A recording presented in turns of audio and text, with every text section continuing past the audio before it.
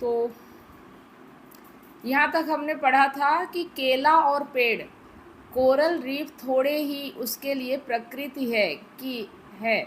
मछली से पूछो प्रकृति माने क्या, तो वो ये थोड़े ही कहेगी बरगद का पेड़, वो क्या बोलेगी? जल। ठीक है, तो यहाँ से हम शुरू करते हैं।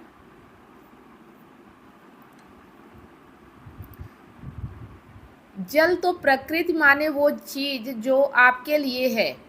ठीक है, मछली के लिए प्रकृति है जल, और आपके लिए वो चीज़ जो आपके लिए है। ये भूलिएगा नहीं कि जो भी होता है वो किसी के लिए होता है।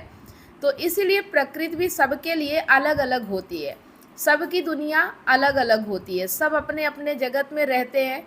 सब इस पर निर्भर करता है आप क्या बने हुए हो, उसी अनुसार आपका जगत हो जाता है।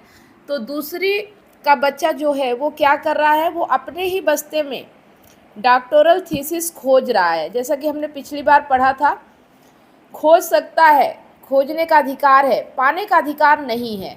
मतलब अगर दूसरी का बच्चा डॉक्टोरल थीसिस खोज रहा है अपने बस्ते में, तो उसे वो मिलेगा नहीं, क्योंकि वो दूसरी का बच्चा है।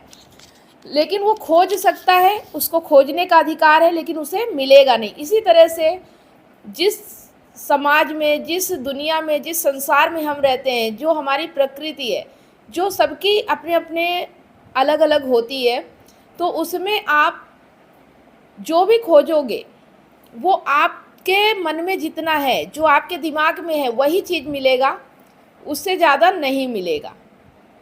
ठीक है, समझ में आ रहा है? तो खोजने का अधिकार है, पाने का अधिकार नहीं है। पाओगे तो वही जो उसमें है, और उसमें वही है जो तुम हो। तुम दूसरी कक्षा के हो, तो बस्ते में दूसरी कक्षा की चीज़ें हैं। ये अष्टवक्र मुनि की देशना है कि ये जो प्रकृति है ना बच्चे, ये बिल्कुल तुम्हारी तरह है,